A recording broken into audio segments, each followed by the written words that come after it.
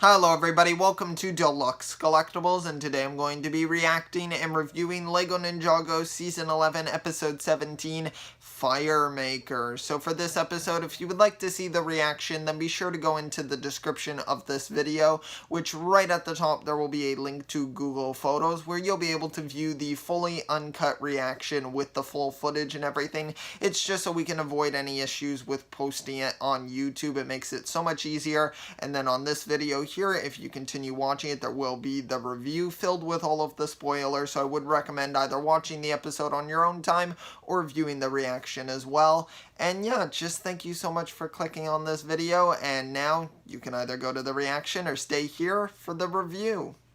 Alright, so now we're at the review portion for Season 11, Episode 17, Firemaker, and I really enjoyed this episode. It was definitely an improvement upon the previous episode. I just felt like that one, I understand it had a lot to set up for this half of the season, so it was nice that now we're able to fully get into it here, and they really got into it. I really enjoyed that we got to see the full sort of first battle here against the Ice Samurai, and I like how it was kind of like both sides were able to win. The Ice Samurai were able to take out the fire, but then Kai was able to bring it back by the end of the episode. And I thought that was some really good growth there for his character, because now it wasn't like out of anger or anything. It was more about that he wants to help these people, and I really like that. And his sort of relationship that he has right now with Sorla is pretty nice as well. She's kind of like a good sort of like peacemaker here. Like, she's just good at like kind of reassuring him that your fire will be able to come back, and by the end of the episode it does. Now, I'm not sure if it'll be back fully, because it looked like it really took it out of him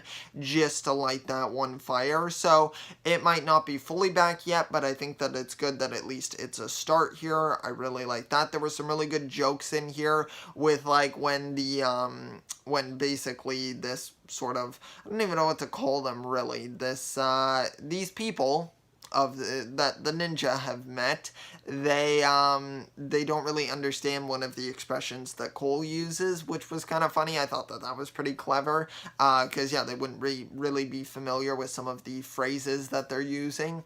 And then yeah, just overall it had some really great action. I really found it interesting that some of the Ice Samurai are just actually made of ice, and then some of them seem to be people who may have been possessed by the Ice Emperor, so I'm not too sure how that's kind of going to wind up working out, but it seems like at least some of them are possessed, and then some of them are just literal ice, which would make sense of Zane being the Ice Emperor, because he can create ice, and then using the Forbidden Spinjitzu maybe possess some people, and maybe that's what those frozen things were. Maybe you put them in a sort of like husk, and then eventually they can break out, and then they're possessed by him.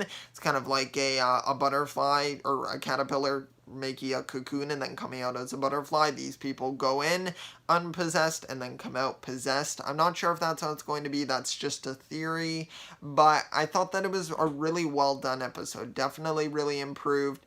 Liked all of the ninjas' roles in the episode. It was really cool to get them seeing them use their elemental abilities, seeing the people fighting back against these Ice Samurai, and they put up a really good fight. And I really enjoyed that, like, the main sort of Ice Samurai guy, I don't know his name yet, but how he's not like a comedic relief like minion to the main boss, like how Char was to Asphyra. It's not really that same sort of dynamic there, so I really like how they're switching it up and not just kind of like repasting basically an ice skin over the previous fire villains. I like how they're actually fundamentally different, so I do like that. They feel a lot more menacing than Asphyra did, so I'm glad about that. And also there's that mystery with, is Zane like working for them? Is he the Ice Emperor? Was he kidnapped by them? Just something like that. Or was he possessed maybe? You never know really how that's going to work, and maybe he was promoted to Ice Emperor because of the Forbidden Spinjitzu and the power that he wields. So it's really interesting, and I'm very curious to see where they take that in the season. For this episode, honestly, I think I would give it a 5 out of 5. I think it was really well done.